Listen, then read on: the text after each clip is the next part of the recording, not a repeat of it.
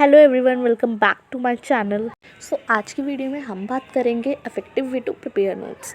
सबसे पहली बात, एक स्टूडेंट लाइफ में नोट्स की बहुत ज़्यादा अहमियत होती है, चाहे वो हमारे हों चाहे वो हम किसी और के लेके पढ़ें।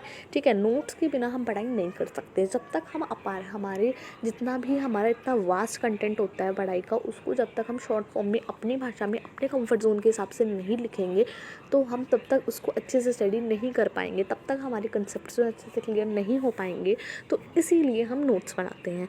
तो नोट्स बनाने का जो तरीका आप फॉलो कर रहे हैं, क्या वो सही है या नहीं, तो इस वीडियो को एंड तक ज़रूर देखना। ठीक है, तो इस वीडियो में हम बात करेंगे मोस्ट साइंटिफिक तरीके। मैं आपको 3 तरीके बताऊंगी जो नोट्स बनाने में आपको बहुत हेल्प करेगी। आप उनमें से किसी भी एक तरीके को अडॉप्ट करके अपने नोट्स बना सकते हैं, जो भी आपको कंफर्टेबल लगे, जो भी तरीका। So without wasting any time, let's begin today's video. सबसे पहले इंपॉर्टेंट टिप्स क्या होती हैं नोट्स बनाने की। सबसे पहले आपके नोट्स जो शॉर्ट होने चाहिए। अगर आप अगर आप अपनी बुक में से पढ़कर लंबी लंबी लाइनें अपनी कॉपी के अंदर उतारते तो that is not called as notes. ठीक है, नोट्स का मतलब वो नहीं होता है। ठीक है, उसके बाद रिमेम्बरेबल होने चाहिए। ऐसा नहीं आपने कुछ भी बना दिया और उससे आपको टॉपिक याद ही नहीं हो रहा। नोट्स ऐसे होने चाहिए कि उसे देखते ही आपको पता चल जाए कि हाँ, इस टॉपिक के अंदर ये था। कंसाइज होने चाहिए। ठीक है, मतलब ज़्यादा फैले हुए नहीं होने चाहिए, मतलब ज़्यादा बड़े नोट्स नहीं आपने बनाने हैं। आपने ऐसे बनाना है कि आपके 10 पेज का चैप्टर जो एक पेज में कवर हो जाए। मतलब कि 10 पेज का अगर कोई चैप्टर है तो आप एक पेज में उसको शॉर्ट करके लिखें, ताकि आपको वो बाद में याद रहे। अंडरस्टैंडेबल नोट्स होने चाहिए आपके। ठीक है, कॉम्प्लिकेटेड बिल्कुल नहीं होने चाहिए। कहीं तुम ऐसे कॉम्प्लिकेटेड नोट्स बना दो जो तुम्हें खुद ही ना समझ आए, तो ऐसा नहीं होना चाहिए। ठीक है, और सबसे बड़ी बात, आपके नोट्स जो है आपके की पॉइंट का मतलब होता है इंपॉर्टेंट पॉइंट्स को हाईलाइट करने चाहिए। जब तक आप इंपॉर्टेंट पॉइंट्स ही आपके नोट्स जो हाईलाइट नहीं कर रहे हैं, जो आपकी कंडीशन है मेन वही आपकी पूरी नहीं हो रही, तो फिर आप कैसे कह सकते हैं कि ये हमारे नोट्स है। तो आपके नोट्स जो है की पॉइंट्स को हाईलाइट ज़रूर करने चाहिए। तो अब देखते हैं ज़रा वो 3 टेक्निक्स कौन कौन सी हैं। आप तो फर्स्ट टेक्निक आती है हमारी corner method. Corner method basically क्या कहता है कि अपने पेज को क्या कीजिए, आप 3 सेक्शन में डिवाइड कर दीजिए। ठीक है, जो लेफ़्ट वाला कॉलम, जो लेफ़्ट वाली जगह है, लेफ़्ट सेक्शन की जगह है, उसमें आप लीजिए क्वेश्चन आंसरिंग। जो भी आपको उस टॉपिक से रिलेटेड क्वेश्चंस उठ रहे हैं आपके, उस चीज़ को क्वेश्चन कीजिए।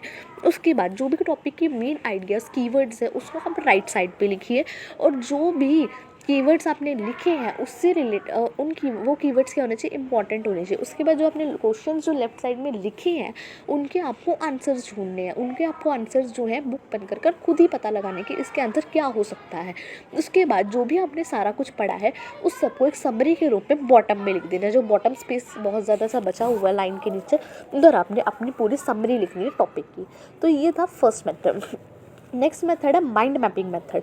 माइंड मैपिंग मेथड क्या कहता है, ये जस्ट एक विजुअलाइजेशन टेक्निक है।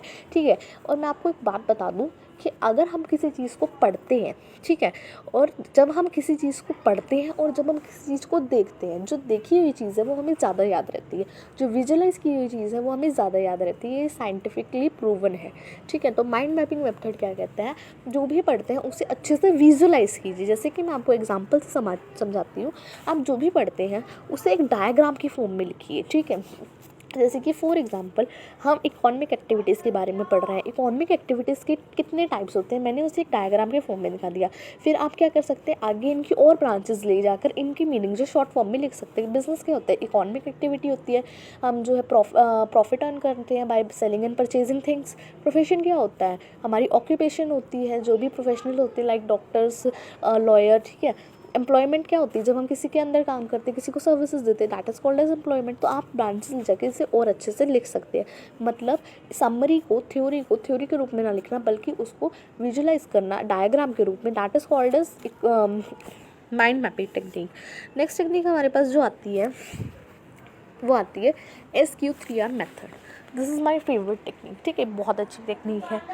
इस टेक्निक के अकॉर्डिंग सबसे पहले जो भी आपका टॉपिक है उसको आपको रीड करना है अच्छे से, ऊपर से उसका ओवरव्यू ले लेना है कि वो चीज़ किस बारे में है, उसमें क्या क्या बताया गया है, क्या क्या उसके कंसेप्ट्स हैं, उसकी क्या क्या थ्योरीज़ हैं। इसके बाद जितनी भी उसकी मेन हेडिंग्स और सब हेडिंग्स आपको उन्हें पढ़ना है और उन्हें हाईलाइट करना है। उसके बाद जितने भी ग्राफ्स जो है बुक्स के अंदर गिवन है, जितने भी चार्ट्स इस टॉपिक से रिलेटेड, फ्लो चार्ट्स टॉपिक्स उस टॉपिक से रिलेटेड गिवन है आपको उन्हें देखना है। अगर नहीं गिवन है तो आपको अपने फ्लो चार्ट्स बनाने हैं, या फिर आपको जो क्लासरूम में टीचर ने फ्लो चार्ट्स बनवाए वो उनको देखना है, उनको ऑब्जर्व करना है अच्छे से और कंसेप्ट को और ज़्यादा ग्रैब करने की कोशिश करनी है। उसके बाद आपने क्या करना, पूरे चैप्टर की समरी रीड करनी है। ठीक है, पूरे चैप्टर की करनी समरी रीड, पूरे चैप्टर की समरी रीड करनी है। उसके बाद आपने क्या करना है, उसमें से क्वेश्चंस बनाने हैं कि किस तरीके के क्वेश्चन इस चैप्टर में से बन सकते हैं, प्लस जो आपकी बुक के पीछे एक्सरसाइज क्वेश्चन भी होते हैं आपको उन्हें सॉल्व करना है, ताकि जो आपको पता चल सके कि आपने कंसेप्ट को कितना ग्रैब किया है, कितना कंसेप्ट आपके अंदर गया है। तो सबसे पहले फॉर एग्जांपल हम इसे एक एग्जांपल से समझते हैं। मान लीजिए आप कोई चैप्टर पढ़ रहे हैं economic and non economic activities के बारे में। तो सबसे पहले आपको देखना है कि इकोनॉमिक एक्टिविटीज़ का सबका ओवरव्यू लेना है, क्या होती है इकोनॉमिक और नॉन इकोनॉमिक एक्टिविटीज़। उसके बाद उनकी हेडिंग और सब हेडिंग्स को रीड करना है अच्छे से। उसके बाद जो है